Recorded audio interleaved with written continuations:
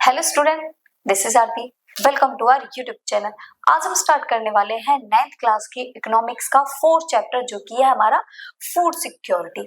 देखो, food security जो word है वो तो सुना तो सबने ही होगा, तो हम इस टॉपिक में देखेंगे कि फूड सिक्योरिटी होता क्या है। ठीक है, फूड तो सब जानते हैं कि खाना होता है, हम उसको यूज भी करते हैं, बट सिक्योरिटी क्या है और हमें उसकी नीड क्यों पड़ी, और ये जो वर्ड हमने लिया है फूड सिक्योरिटी, इसके क्या मीनिंग है। तो इन सारी ही चीजों को आज हम इस चैप्टर में बहुत ही डीपली एंड बहुत ही अच्छे से क्लियर करने वाले हैं। तो चलिए स्टार्ट करेंगे हमारा आज का new topic, what is food security. Food security, जैसे कि आप लोग फूड के बारे में सभी जानते हैं कि फूड, अगर मैं आपसे पूछूं फूड क्या है, तो सब सिंपल सी चीज बोलेंगे कि मैम फूड वो है जिसे हम खा के अपनी नीड को पूरा करते हैं, जिसे खा के हमें एनर्जी मिलती है, और जिस फूड को खाने के बाद हम सरवाइव कर पाते हैं, एक ऐसी एनर्जी मिलती है कि हम किसी भी काम को बहुत ही अच्छे से कर पाते हैं। अगर मैं एक छोटा सा क्वेश्चन पूछूं कि अगर हम फूड को इंटेक ना करें, अगर हम खाना ना खाएं, तब क्या होगा? क्या हमें किसी भी काम को करने के लिए एनर्जी मिलेगी? तो सिंपल सा क्वेश्चन होगा कि नो, बिना खाना खाए हमारे पास इतनी एनर्जी नहीं होगी कि हम किसी भी काम को बहुत ही अच्छे से कर सके। फर्स्ट तो हमारा माइंड डिस्ट्रैक्ट होगा उस काम को करने के लिए, ठीक है, हम उस काम को अच्छे से नहीं कर पाएंगे। दूसरा, इतनी ज्यादा हम मेहनत भी नहीं कर पाएंगे उस काम को करने के लिए। तो इन सारी ही चीजों से हमें एक बात तो क्लियर होती है कि जो फूड है वो हमारी लाइफ के लिए, हमारे लिए सरवाइव करने के लिए बहुत ही ज्यादा इम्पोर्टेंट है एंड बहुत ही ज्यादा जरूरी है। Without food we can't survive. ठीक है, बिना फूड के तो हम जिंदा भी नहीं रह सकते, ऊपर ही पहुंच जाएंगे। तो इसलिए फूड बहुत जरूरी है। तो चलो, ये तो एक बेसिक सी चीज थी कि खाना हमारे लिए जरूरी है, इसलिए हम फूड को यूज करते हैं। फूड सिक्योरिटी क्या है? फूड सिक्योरिटी क्या है? क्या फूड को सिक्योर करना ही फूड सिक्योरिटी है? क्या हम फूड को अपने पास बचा कर रखें, उसको घर में सिक्योर कर कर रखें, वही फूड सिक्योरिटी है? तो चलिए देखते हैं।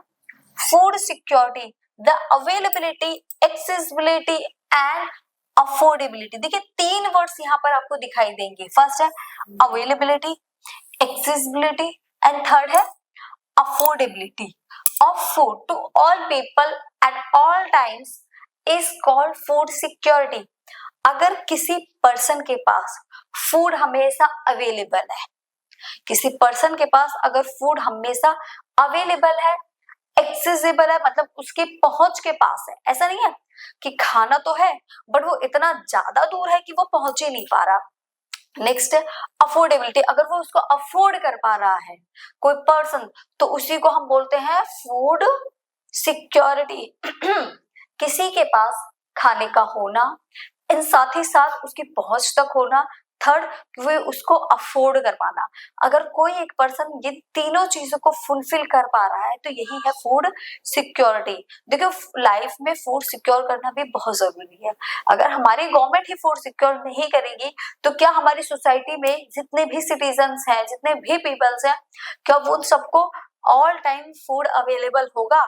तो कुछ कंडीशन में कुछ के पास तो होगा बट सबके पास में नहीं होगा। तो इन्हीं के लिए हम इन मीनिंग्स को देखेंगे कि ये जो तीन वर्ड्स हमें दिए हुए हैं, अवेलेबिलिटी, एक्सेसिबिलिटी एंड अफोर्डेबिलिटी, तो इनका क्या मीनिंग है? Food security refers to availability, accessibility and affordability of food to all people at all times। तो यहाँ पर ये वर्ड ये कह रहे हैं, तीनों वर्ड, कि इन तीनों ये सारी चीजें अवेलेबल होनी चाहिए किसी भी पर्सन के पास में। अवेलेबिलिटी, एक्सेसिबिलिटी एंड अफोर्डेबिलिटी, अगर तीनों चीजें है पीपल के पास में तो मतलब वो फूड सिक्योर है, वो एक ऐसा पर्सन है जो खाना खा सकता है दोनों टाइम का। Food security depends on the public distribution system.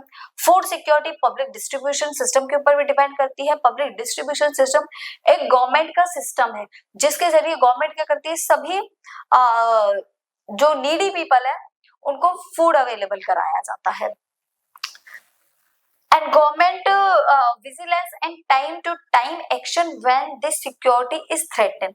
और जो गवर्नमेंट होती है, जब भी गवर्नमेंट को ऐसा लगता है कि जो सिक्योरिटी है इस पे किसी तरह की कोई प्रॉब्लम आ रही है, कुछ ऐसी कंडीशन बन गई है जिसकी वजह से फूड सिक्योरिटी अफेक्ट हो रहा है, तो उसलिए इसी चीज के लिए जो गवर्नमेंट है वो टाइम टू टाइम एक्शन लेती है कि ये जो स्कीम्स बनाई है उसने लाइक पीडीएस सिस्टम, ये सारी चीजें अच्छे तरीके से चलती रहे। ओके, नेक्स्ट टॉपिक देखते हैं। हमारा नेक्स्ट टॉपिक क्या कहना चाहता है हमसे।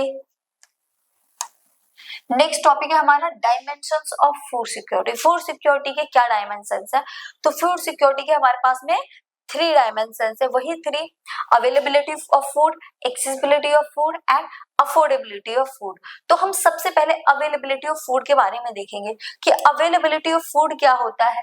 This means the food production with in the country, food imports and previous years stock stored in government granaries।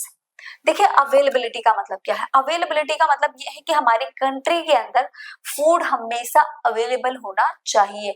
अगर नहीं है तो हमें उस कंडीशन में फूड को इंपोर्ट करना चाहिए, फूड को बाहर कंट्री से इंपोर्ट कर लेना चाहिए और हमेशा जो फूड है वो स्टॉक में होना चाहिए, स्टोर होना चाहिए। जो ग्रेनरीज है वो हमेशा स्टॉक में होनी चाहिए, क्योंकि देखो कब सिचुएशन का कभी कुछ नहीं पता सकती है, ठीक है, कभी भी कोई भी प्रॉब्लम आ सकती है, जैसे कोई भी कैलामिटी कभी भी आ सकती है।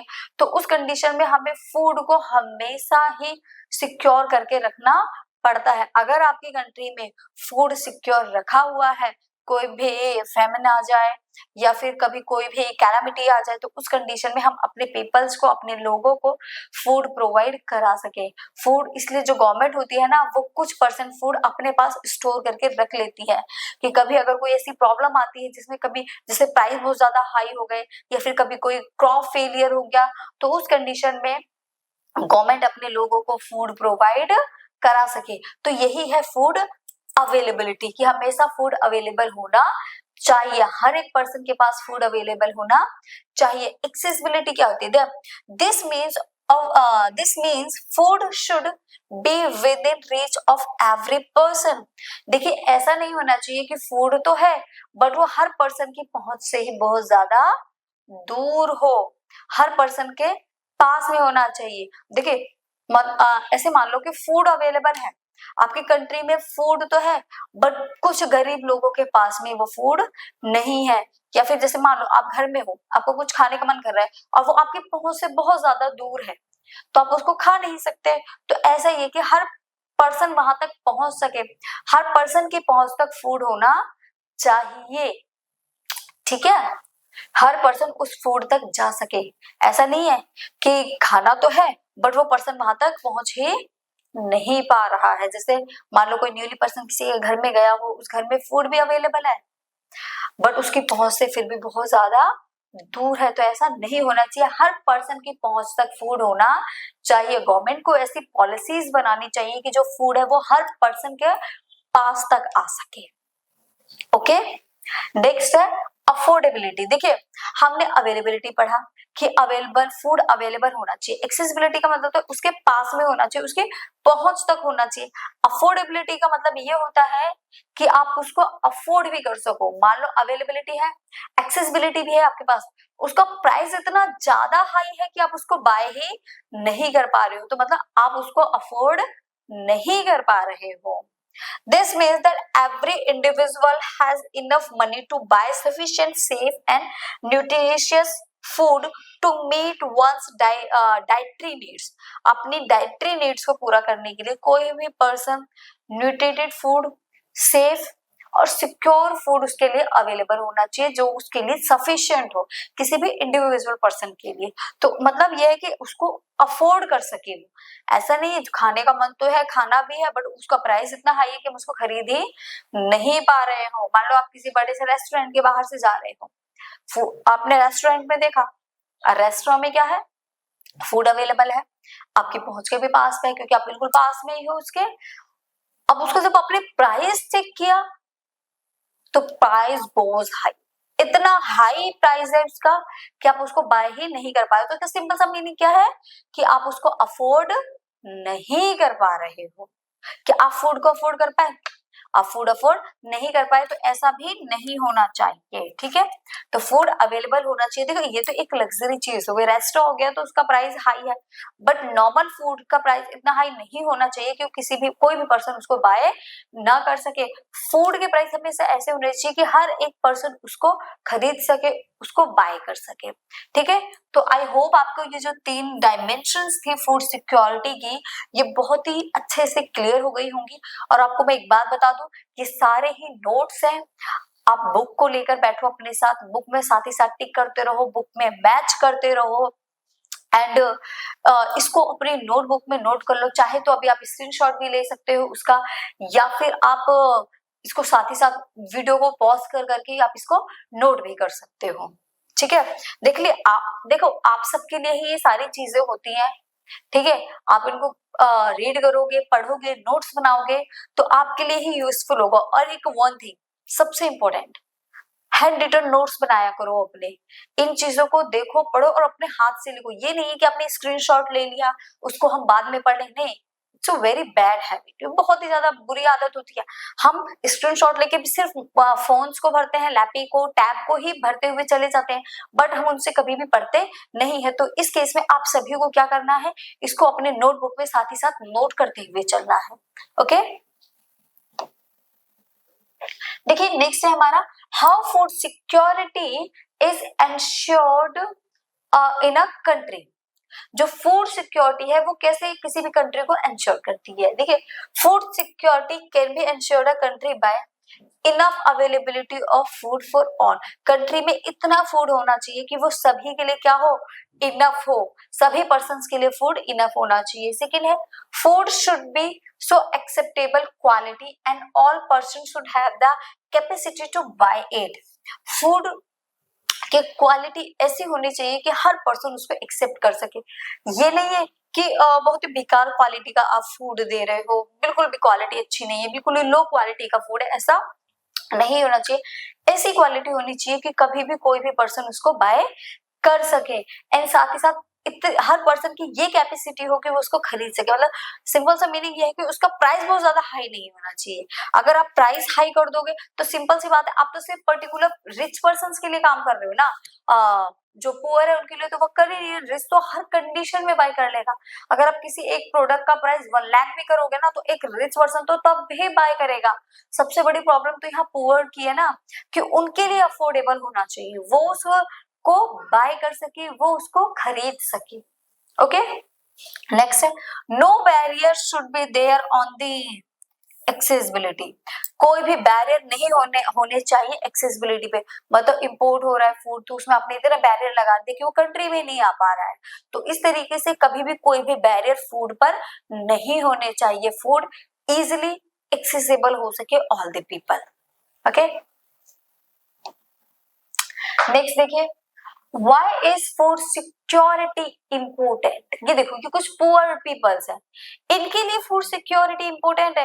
अगर कंट्री में फूड सिक्योरिटी नहीं होगी तो इस टाइप के पीपल्स के लिए फूड कहाँ से आएगा।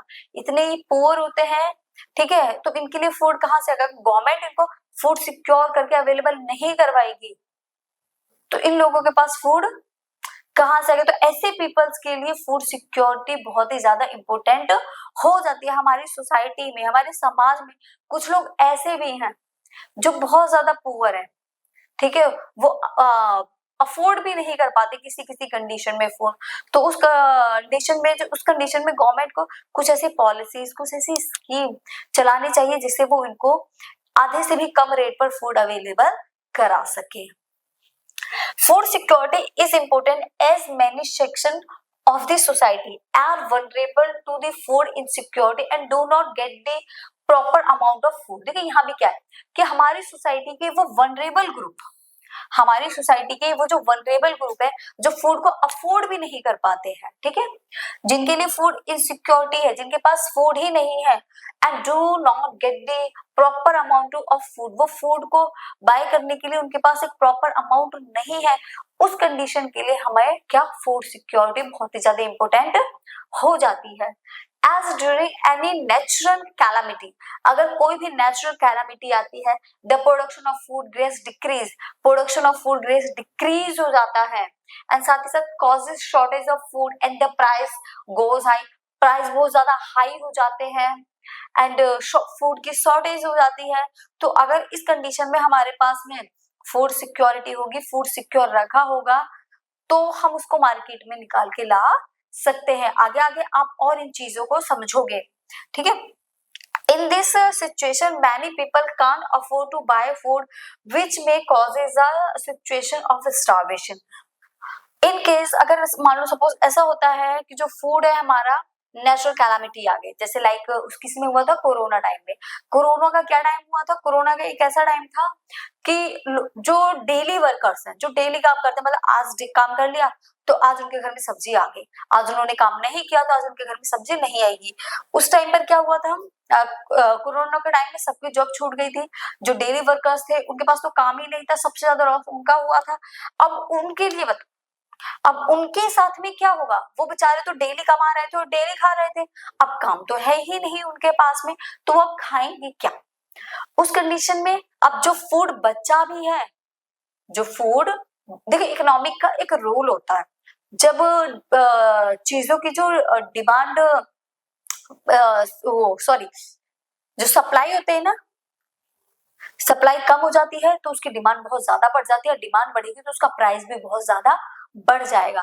सिचुएशन क्या थी? कोरोना, लोगों की जॉब नहीं थी, और जॉब नहीं थी तो उनके पास खाने के लिए भी नहीं था। अब उनको खाने के लिए तो चाहिए भाई, किसी भी कंडीशन में कोई भी पर्सन सरवाइव कैसे करेगा अगर उसके पास खाने के लिए नहीं होगा? तो उस कंडीशन में ये कहा गया था, जो फूड सिक्योर उन्होंने कर रखा है वो अवेलेबल कराया गया था। और जब भी ऐसी कोई नेचुरल कैलामिटी आती है तो उसके लिए ही फूड को सिक्योर किया जाता है। बट किसी ना किसी कंडीशन में मान लो जो फूड ग्रेन्स हैं वो डिक्रीज हो गए। अब फूड ग्रेन्स क्या हो गए? डिक्रीज हो गए, फ्लड आ गया, ड्रॉट आ गया, सूखा पड़ गया, बाढ़ आ गई, उस कंडीशन में क्रॉप फेल हो गया। अब मतलब इस साल जो क्रॉप आने वाली थी वो फेल हो गई, तो जो नेक्स्ट ईयर की, प्रीवियस ईयर की, जो लास्ट ईयर की जो हमने स्टॉक में रखी हुई थी, अब उनको मार्केट में लेकर आना पड़ेगा। डिमांड ज्यादा है, सप्लाई कम है उसकी। अब डिमांड ज्यादा है, सप्लाई कम है, तो प्राइस गोज हाई, तो प्राइस क्या हो जाएंगे उसके? बहुत ज्यादा हाई हो जाएंगे। तो हर पीपल क्या उसको बाय कर पाएगा, अफोर्ड कर पाएगा? हर पर्सन उसको अफोर्ड नहीं कर पाएगा। Why? Because of this price, क्योंकि इसका प्राइस बहुत ज्यादा हाई हो गया है। अब प्राइस इतना हाई हो गया है तो हर पर्सन उसको बाय नहीं कर सकता। उस कंडीशन में स्टारवेशन की सिचुएशन बन जाती है। स्टारवेशन का मतलब होता है एक भूखमरी आ जाना, कंट्री में अकाल पड़ जाना, ठीक है। लोग भूख प्यास से मरने लग जाते हैं। लोग अगर कभी भी फेमाइन आता है, नेचुरल कैलामिटी आती है, तो उसके साथ ही साथ कुछ ऐसी सिचुएशन बनती हुई चली जाती है जिसकी वजह से स्टारवेशन आ जाता है और लोग भूख प्यास से मरने लग जाते हैं, क्योंकि वो अफोर्ड नहीं कर पा रहे हैं फूड। अब फूड अफोर्ड नहीं कर पा रहे तो बनेगा नहीं। एक दिन इंसान सर्वाइव कर पाएगा, 2 दिन, 10 दिन कर लेगा, बट एक टाइम तो ऐसा आएगा ना कि जो वो बिल्कुल ही उसके मतलब बर्दाश्त से ही बाहर हो जाएगा। तो कई बार ऐसी सिचुएशन भी हमें कंट्री में देखने को मिली है। तो सबसे बड़ा जो फेमिन आया था वो था बंगाल फेमिन, ठीक है। क्या आया था? बंगाल फेमिन ऑफ 1943 में आया था। ये अब तक का सबसे बड़ा फेमिन है, ठीक है। अब मैसिव स्टारवेशन में lead to famine, for this reason food security as is important. तो ये जो एग्जाम्पल है ना, एग्जाम्पल है बंगाल फेमिन का, तो इसके अकॉर्डिंग हम ये पढ़ेंगे, बंगाल फेमिन से हम ये पढ़ेंगे कि food security why important, food security इतना ज्यादा इम्पोर्टेंट क्यों है। The Bengal famine occurred in British India during WW2, इसका मतलब है वर्ल्ड वॉर सेकेंड, ठीक है। जब इंडिया में ब्रिटिशर्स थे, वर्ल्ड वॉर सेकेंड में थे, उस टाइम पर आया था बंगाल फेमिन, ठीक है। वर्ल्ड वॉर सेकेंड जो हुई थी वो 1939 से लेकर 1945 तक हुई थी, तो ये 43 के टाइम पीरियड है, तो उस टाइम मतलब वर्ल्ड वॉर चल रही थी। Starvation, malaria and other disease exhibited by malnutrition, population displacement, unsanitary condition and lack of health care killed an estimate 2.1 से 3 million people. उस टाइम पे starvation बोला जाता है, famine बोला जाता है कि जब बहुत सारे लोगों की डेथ हो जाती है तो उसको हम famine बोलते हैं. तो उस टाइम पे देखो स्टारवेशन हुआ, भूखमरी आ गई, डिजीज में मलेरिया एंड अदर डिजीज भी आ गई और साथ ही साथ उनका जो फूड था मालन्यूट्रिशन फूड था, बिल्कुल भी अच्छी क्वालिटी का फूड नहीं था. पॉपुलेशन डिस्प्लेस हो रही थी, अनसैनिटरी की प्रॉब्लम थी, मतलब सैनिटरी कंडीशन तो बिल्कुल ही बेकार हो गई थी. लैक ऑफ हेल्थ केयर बिल्कुल बेकार था. तो इन सब के चलते ही लाखों लोग 30 लाख लोग के करीब इसमें मारे गए थे. 3 million around. The Bengal's economy which was merely agrarian based were adversely affected. जो बंगाल की इकोनॉमी थी वो भी बहुत ही ज्यादा अफेक्ट हो गई थी, एडवर्सली अफेक्ट बंगाल फैमाइन की वजह से. ठीक है, क्योंकि उस बंगाल फैमाइन का एक और रीजन था, ब्रिटिश रूल था, वर्ल्ड वॉर चल रही थी, तो इंडिया से बहुत ज्यादा अमाउंट में आपका फूड हो गया, अदर मटेरियल भी इंडिया से बाहर सप्लाई किए जा रहे थे. अब स्टारवेशन की सिचुएशन पहले ही है, ठीक है. इंडिया उस टाइम वैसे बहुत ज्यादा अच्छी कंट्री नहीं था, तो जो कुछ था वो इंडिया से बाहर सप्लाई किया जा रहा था क्योंकि वहां ब्रिटिशर्स के ऑफिसर वॉर कर रहे थे, तो जो भी था वो उनके लिए सप्लाई किया जा रहा था. और उस कंडीशन में सारा इफेक्ट इंडिया पे पड़ा, तो इसलिए जो बंगाल की इकोनॉमिक थी उस पर बहुत ज्यादा क्या पड़ा था, इफेक्ट पड़ा था. The principal causes of death also change is the famine progress in 2 waves.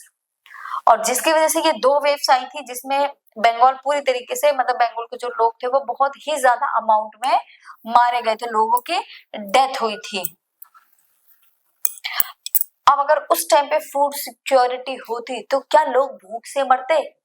अगर भूख से नहीं मरते तो आधी से ज्यादा डिजीज नहीं होती, सैनिटरी प्रॉब्लम नहीं होती, आधी से ज्यादा प्रॉब्लम सॉल्व हो जाती. ठीक है, लोग हेल्दी रहते, उन्हें बेकार खाना खाना नहीं पड़ता, जिसकी वजह से जो बीमारियां उनको आ रही थी, जो डिजीजेस थी वो उनको नहीं लगती. ओके, देखिए नेक्स्ट है हमारा A famine is a widespread scarcity of food. famine एक बड़े लेवल पर scarcity होती है किसकी?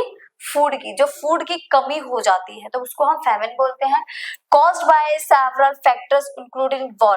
और famine के कौन कौन से फैक्टर इफेक्ट करते हैं, किस किस फैक्टर्स की वजह से famine आता है, ये नेचुरल कैलामाइट भी इसी में यूज हो जाता है. ठीक है, देखिए कौन कौन से कॉजेस है. वॉर, सबसे पहले वॉर होती है एक से दूसरी कंट्री में, तो उनके ऑफिसर्स के लिए जब वॉर हो रही है तो वर्कर्स काम नहीं कर रहे हैं, सिर्फ वॉर हो रही है, मतलब जा रहा है, आ कुछ नहीं रहा. जब जाएगा ही जाएगा तो एक टाइम बाद तो खत्म ही हो जाएगा ना. और वॉर में तो वैसे भी बहुत ज्यादा नुकसान होता है, तो इसलिए वॉर एक बहुत बड़ा कॉज है फेमिन का. इन्फ्लेशन, क्रॉप फेल हो गए मान लो, पॉपुलेशन इम्बैलेंस, मतलब अभी 10 crore population and suddenly next year क्या हो गया, 30+ पॉपुलेशन हो गई, तो एकदम से पॉपुलेशन बढ़ गई, पॉपुलेशन इम्बैलेंस हो गई. फूड तो सेम है ना, as it is, land area थोड़ी बड़ा है, क्रॉप तो उतनी ही ग्रो होगी, बट पॉपुलेशन सडनली इंक्रीज होने की वजह से पॉपुलेशन इम्बैलेंस हो जाती है, और जिसकी वजह से हमें क्या, फैमिन को फेस करना पड़ता है. गवर्नमेंट पॉलिसीज, कई बार गवर्नमेंट ऐसी पॉलिसीज बना देती है जिसकी वजह से हमें इस टाइप की सिचुएशन देखने को मिलती है. नेक्स्ट है, this phenomena is usually accompanied और followed by regional malnutrition, starvation, epidemic and increased mortality. और भी बहुत से फिनोमेना ऐसे हैं जिसमें हमें देखना पड़ता है. रीजनल माल न्यूट्रिशन आ गया, जैसे किसी पर्टिकुलर एरिया में आपको अच्छा फूड नहीं मिल रहा है, स्टारवेशन, भुखमरी, एपिडेमिक, कोई इतनी बड़ी डिजीज आ गई लाइक कोरोना, तो इन सब की सिचुएशन में हमें यही सारी चीजें फेस करने को मिलती हैं. Famine of 1943 in Bengal was the most devastating famine of India. 1943 का ये जो बंगाल फैमिन था, ये बहुत ही ज्यादा बर्बाद कर, डिवास्टेटिंग फैमिन आया था इंडिया के अंदर, जिसमें बहुत ज्यादा ही चीजें क्या हो गई थी, डिवास्टिंग हो गई थी, बर्बाद हो गई थी. Number of death 30 lakh in Bengal province. कितने के करीब लोग मारे गए थे, 30 लाख के अराउंड जो पीपल्स थे उनकी डेथ हुई थी कब, बंगाल फैमिन में. और भी कुछ देखे, इन कॉजेस के अलावा भी बहुत सारे कॉजेस हैं, जैसे नेचुरल कैलामिटी आ गया. नेचुरल कैलामिटी में क्या, कोई भी डिजीज आ गई सडनली, ठीक है, अर्थक्वेक आ गया, एंड साथ ही साथ फ्लड, ड्रॉट, इस टाइप की कोई भी सिचुएशन आ सकती है। ये देखिए, ये हमारा do you know who were affected the most by the famine. सबसे ज्यादा अफेक्ट कौन होता है इस चीज से? सबसे ज्यादा जो अफेक्ट पड़ता है वो पुअर पीपल्स पर पड़ता है, लैंडलेस पीपल पर पड़ता है। अब आप खुद सोचो, जिसके पास जमीन ही नहीं है, ये जो डेली वेज वर्कर है वो डेली कमाते हैं और डेली खाते हैं। जिसके पास जमीन है वो तो अपना स्टोर करके रख सकता है ना। जिसके पास जमीन ही नहीं है, जो दूसरे के यहाँ काम कर रहा है, वो अब अपने लिए स्टोर करके रखेगा या अपने लेबर को, अपने वर्कर्स को देगा? तो सिंपल सी बात है, वो अपने लिए स्टोर करके रखेगा। इसलिए सबसे ज्यादा जो इफेक्ट पड़ता है वो लैंडलेस पीपल हो गए, रूरल एंड अर्बन। अर्बन जो पेटी सेल्फ एम्प्लॉयड होते हैं वर्कर, छोटे मोटे जो खुद का काम करते हैं वो हो गए, डेली वेजेस वर्कर हो गए अर्बन एरिया में, एंड रूरल एरिया में हो गए आपके लैंडलेस लेबर, वहां भी जो दूसरों को खेतों पे काम करते हैं लेबर वर्कर हो गए। तो सबसे ज्यादा अफेक्ट इन लोगों पर पड़ता है। जैसे कि द एग्रीकल्चरल लेबरर्स, जो एग्रीकल्चरल लेबरर्स है उनके ऊपर पड़ता है अफेक्ट, ठीक है। एग्रीकल्चरल लेबर हो गए, fisherman, transport workers and other casual laborers were affected the most by dramatically increasing price of rice। जब प्राइस गोज हाई हो जाए, प्राइस बहुत ज्यादा हाई हो जाए, लाइक राइस के एंड व्हीट के, they were the ones who died in this famine। तो उस कंडीशन में लोगों की डेथ होनी शुरू हो जाती है। देखिए, ये ईयर दे रखे हैं 1943 तक, ये प्रोडक्शन लाख टन में है, इंपोर्ट लाख टन है, एक्सपोर्ट है, एंड अवेलेबिलिटी है, ये भी टन में ही है लाख, ठीक है। देखिए, प्रोडक्शन 38 में कितना हुआ था? 85। इंपोर्ट कुछ नहीं किया गया, एक्सपोर्ट भी नहीं किया गया, और अवेलेबिलिटी भी कितनी थी? 85। एंड 39 में 79 डाउन हो गया, इंपोर्ट किया गया 4 लाख टन, एक्सपोर्ट नहीं किया गया क्योंकि जब है ही नहीं तो इंपोर्ट ही करेंगे ना, एक्सपोर्ट तो नहीं करेंगे। एंड अवेलेबिलिटी कितनी थी? 83 हो गई। 40 में 82, डे भी डिक्रीज हुआ, मतलब इसके अराउंड बढ़ा है बट 85 के अराउंड कम हुआ। 3 लाख टन इंपोर्ट किया गया, एक्सपोर्ट नहीं किया गया, 85 हो गया। एंड 68, ये बहुत ही ज्यादा डाउन हो गया था 41 में। अब देखिए, जहां 82 था अब क्या हो गया? सीधा 68, कितना ज्यादा कम हो गया। इस कंडीशन में तो क्या करना पड़ेगा? इंपोर्ट करना पड़ेगा। इंपोर्ट भी यहाँ पर कम किया गया है, एक्सपोर्ट तो चलो किया ही नहीं गया, ठीक है, इंपोर्ट भी किया गया। अब 70 है अवेलेबिलिटी, मतलब डाउन ही तो हुई है, पॉपुलेशन तो बढ़ी है बट उसके बाद भी डाउन हुई है। एंड 93, फिर 42 में प्रोडक्शन बढ़ा था 93, एक्सपोर्ट नहीं, इंपोर्ट नहीं किया गया, एक्सपोर्ट किया गया था 1 लाख टन का, और 92 अवेलेबिलिटी थी। 43 में भी देखिए डाउन हो गया, इंपोर्ट किया गया, एक्सपोर्ट नहीं किया गया 79। तो मतलब यहाँ ये दिख रहा है कि जिस जैसी कंडीशन है उसी के अकॉर्डिंग चीजों को इंपोर्ट और एक्सपोर्ट किया जाता है। जितने लाख टन आपका प्रोडक्शन होगा उसी के अराउंड आप उसको इंपोर्ट कर सकते हो। अगर बहुत ज्यादा प्रोडक्शन हो रहा है तो आप उसको एक्सपोर्ट कर सकते हो, अगर कम हो रहा है तो आप उसको क्या करोगे? इंपोर्ट करोगे। हु आर फूड इनसिक्योर, कौन फूड को इनसिक्योर करके रखते हैं? A large number of people suffer from food insecurity in India. India के अंदर में एक बहुत बड़ा सेक्शन फूड इनसिक्योरिटी को फेस करता है। अब वो जो सेक्शन है वो कौन है? The worst affected groups are landless people. सबसे ज्यादा जो अफेक्ट होता है वो है हमारे लैंडलेस पीपल, जिनके पास में जमीन नहीं है। अब उनके पास में जमीन नहीं है, जो भी है उन्हें दूसरे से ही अर्न करना है। अगर वो आज काम पर नहीं गए हैं तो वो आज खाएंगे भी नहीं, उनकी सिचुएशन ऐसी होती है। अब उसी में कुछ नेचुरल कैलामिटी वगैरह आ गए तो उस कंडीशन में क्या होगा? अब लोगों को घर से बाहर नहीं जाना, जिसके यहाँ वो काम भी कर रहे हैं वो भी उनको जॉब से निकाल देगा। तो सबसे ज्यादा इफेक्ट यही होते हैं फूड इनसिक्योरिटी से। With little or no land to depend upon traditional artisan। देखो और कौन कौन सा है? लिटिल और जो लैंड टू डिपेंड, जो दूसरे की लैंड के ऊपर डिपेंड है। ट्रेडिशनल आर्टिसंस हो गए, प्रोवाइडर्स ऑफ ट्रेडिशनल सर्विसेज हो गए, पिटी सेल्फ एम्प्लॉयड हो गए, वर्कर्स एंड बेगर्स, बेगर्स हो गए, पिटी सेल्फ एम्प्लॉयड, इन सब पर सबसे ज्यादा इफेक्ट पड़ता है किसका? फूड इनसिक्योरिटी का। इन अर्बन एरियाज अफेक्ट, ये सारे रूरल एरियाज के, कहा है? रूरल के। Workers are those who are employed in ill paid jobs, जो जॉब कर रहे हैं। सबसे ज्यादा अफेक्ट अर्बन एरिया में इन लोगों को होता है। क्यों? क्योंकि जॉब कर रहे हैं, कभी भी इनको इनकी जॉब से निकाला जा सकता है। अगर कोई प्रॉब्लम आ गई, कोई डिजीज एपिडेमिक आ गया, तो उस कंडीशन में जॉब से ही हटा दो इनको। ठीक है, अब जॉब पे नहीं जाएंगे तो खाएंगे क्या? सिटीज एरिया में तो यही है, अर्बन एरिया में तो यही, आप जितना करोगे आपको उतना ही मिलेगा। क्योंकि एग्रीकल्चर तो है नहीं, खेती तो है नहीं कि आप आज ग्रो कर लो फिर उसको रख लो पूरे साल के लिए और पूरा साल यूज करो, ऐसा नहीं होता सिटीज एरिया में। वहां तो क्या है, जितना आप करोगे उतना ही आपको मिलेगा। The social composition along with the inability to buy food also plays a role in food insecurity. The social composition along with the inability to buy food also plays a role in food insecurity.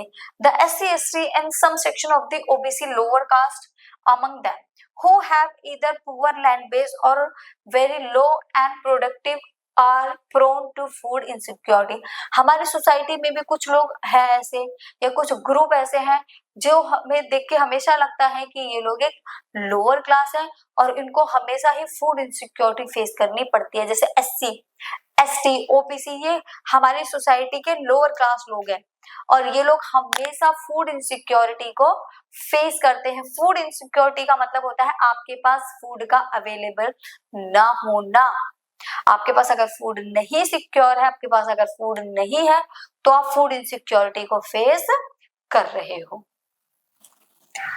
ठीक है, ये चीजें clear हो रही है। और सबसे ज्यादा देखिए, सिंपल अगर वर्ड में बताऊं तो सबसे ज्यादा वही फूड इनसिक्योरिटी को फेस करेगा जो बेगर है, भिखारी, जिसके पास खुद की जमीन नहीं है, जो दूसरे के यहाँ पर काम कर रहा है, चाहे अर्बन हो चाहे रूरल हो, यही लोगों पे सबसे ज्यादा इफेक्ट पड़ेगा इस चीज का।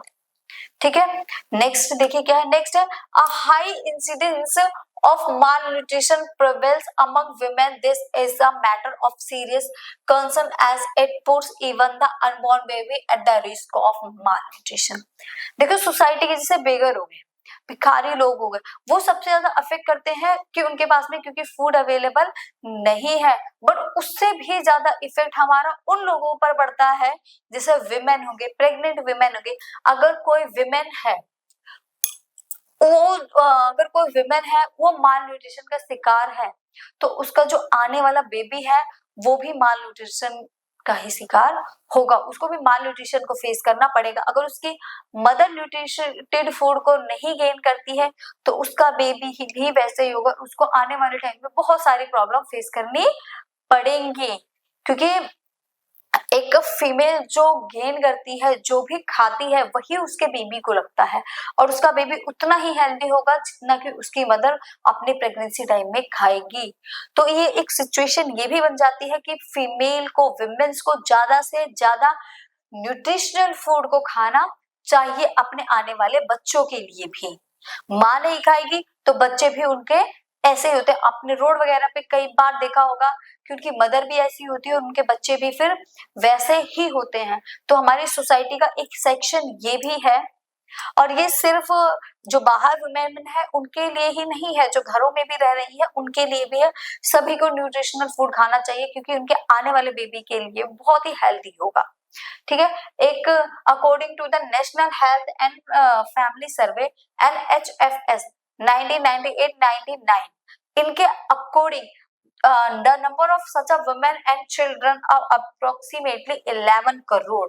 अगर 98 से 99 तक का डेटा देखें तो NHFC के अकॉर्डिंग 11 करोड़ विमेन है जो माल न्यूट्रिशन से ग्रसित है। ये डिजीज इन सभी 11 करोड़ विमेन्स को है। अब आप ही बताइए, क्या ये डेटा अच्छा है? इसका मतलब यह है कि माल न्यूट्रिशन का मतलब होता है वो बच्चे जो हेल्दी खाना नहीं खाते, कुपोषण का शिकार हो जाते हैं। माँ नहीं खा रही है, माँ कुपोषित है, तो बच्चा भी कुपोषण का ही शिकार हो जाएगा। तो इसी कंडीशन में आप लोगों, सभी लोगों को एक न्यूट्रिशन फूड खाना चाहिए। तो हमारी सोसाइटी का वो सेक्शन है जो माल न्यूट्रिशन फूड न्यूट्रिशन फूड नहीं खाते हैं। तो वुमेन भी इसी के अंडर में आ जाती है। तो इससे पहले देखिए हमारा टॉपिक ये था कि हु आर फूड इनसिक्योर, कौन कौन लोग ऐसे हैं जो फूड को सिक्योर नहीं कर पाते। लैंडलेस लेबर हो गए, पिटी सेल्फ एम्प्लॉयड हो गए, विमेन्स हो गई, अब तो विमेन्स भी इसी में ऐड है, आर्टिसंस हो गए, ट्रेडिशनल आर्टिसंस हो गए, ठीक है, बेगर्स हो गए, जिनको कभी भी न्यूट्रिशनल फूड मिल पाना ही उनकी किस्मत होती है, अगर कभी उनको न्यूट्रिशनल फूड मिल भी रहा है तो। इन्हीं सारी चीजों की वजह से हमारी गवर्नमेंट को कुछ पॉलिसीज ऐसी गेन करनी चाहिए कि जिससे सभी लोगों को एक न्यूट्रिशनल फूड मिल सके। देखिए हमारे यहाँ पर कुछ स्टोरीज है, इन स्टोरीज को पढ़ेंगे। स्टोरी ऑफ अहमद है, स्टोरी ऑफ रामू है। इन स्टोरी के अकॉर्डिंग हम ये समझ पाएंगे क्या उन लोगों को जो खाना मिल रहा है, जो वो खा रहे हैं, वो एक हेल्दी फूड है या फिर नहीं है।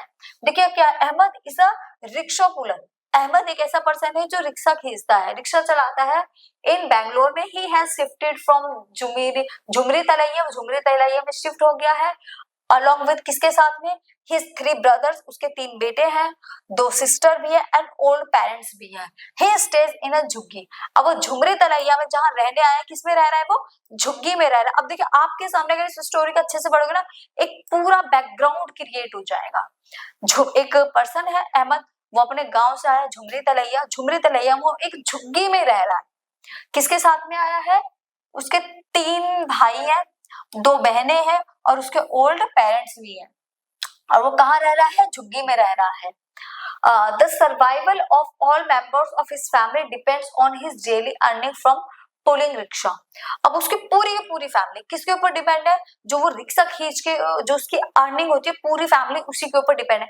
मान लो जिस दिन वो रिक्शा चलाने नहीं गया, क्या उसकी फैमिली में खाना बनेगा, नहीं बनेगा, खाना ही नहीं बन पाएगा, क्योंकि जितना वो लेकर आएगा उतना ही खर्च हो जाएगा, फैमिली भी तो उसकी बड़ी है। However, he does not have a secure employment and his earning fluctuate every day. अब जरूर थोड़ी अगर आज उसने 500 अर्न किए तो नेक्स्ट डे भी वो 500 ही अर्न करेगा, मे बी 100 ही करे, मे बी 1000 हो जाए, तो उसकी जो अर्निंग है वो फ्लैक्चुएट होती रहती है, फिक्स नहीं है, और ना ही उसकी एम्प्लॉयमेंट फिक्स है। During some days he gets enough earning for him to save some amount after buying all his day-to-day necessity. तो कई बार बीच में क्या हुआ, उसकी अर्निंग अच्छी हो रही थी, वो अपनी डेली नेसेसिटीज को फुलफिल करने के बाद भी ना थोड़ा सा अमाउंट सेव कर लेता था। मतलब मान लो 1000 हो रही है, 1000 में से 600 उसकी नेसेसिटी फुलफिल करने में हो गई, 400 उसने सेव कर लिए। तो कुछ वो अपनी अर्निंग से कुछ थोड़ा बहुत सेव कर रहा था, बचा पा रहा था। ऑन अदर डेज, और बाद में क्या हुआ, he barely earns enough to buy his daily necessity, उसकी अर्निंग डाउन हो गई, वो अपनी नेसेसिटी को भी बहुत ही मतलब मुश्किल से फुलफिल कर पा रहा था। However, fortunately Ahmad has a yellow card, but सबसे अच्छी बात यहाँ थी कि अहमद के पास में येलो कार्ड था, which is PDS card. Yellow card क्या होता है, PDS कार्ड होता है। PDS मीन्स होता है, क्या होता है, पब्लिक डिस्ट्रीब्यूशन सिस्टम, जिसमें गवर्नमेंट आपको जो राशन है वो सप्लाई कराती है, फूड सप्लाई करा देती है फॉर बिलो पॉवर्टी लाइन। और ये पीडीएस कार्ड या फिर येलो कार्ड क्या होता है, बिलो पॉवर्टी लाइन के नीचे होता है, जो लोग गरीबी रेखा के नीचे होते हैं उनके लिए होता है ये कार्ड। तो अहमद ने कार्ड बनवा रखा था। Ahmad get sufficient quantity of wheat, rice, sugar and kerosene oil for his daily uses. तो अहमद को पीडीएस सिस्टम की वजह से wheat, rice, sugar, kerosene oil और फॉर हिज डेली यूज, ये जो डेली यूजेस वाले सामान है उसको वो पीडीएस सिस्टम की वजह से मिल जाते थे। He gets this essential at half of the market price, market price से हाफ प्राइस में उसको ये सारी चीजें मिलती थी। He purchases his monthly stock during a particular day when the ration shop is open for below poverty people. वो अपने घर की जितनी भी नेसेसिटी वाली चीजें थी वो मंथली में उसी टाइम पे खरीदता था जब वो राशन शॉप ओपन हो जाती थी, मतलब कभी भी नहीं खरीदता, तो पर्टिकुलर कुछ ही दिन खरीद पाता था, सिर्फ तभी जब राशन शॉप ओपन होती थी। In this way, Ahmad is able to eke out his survival with less than sufficient earning for his big family, where he is the only earning member. अपनी पूरी फैमिली में सिर्फ वही एक earning member था, और उसके इस छोटी सी अर्निंग में भी उसका घर बहुत अच्छे से सरवाइव कर पा रहा था। क्यों, क्योंकि उसके पास में क्या था, येलो कार्ड था। तो उसके घर का जो आधे से ज्यादा राशन है ना, वो किसने प्रोवाइड करा रखा था, पीडीएस सिस्टम, गवर्नमेंट की वजह से वो राशन उसको मिल जाता था।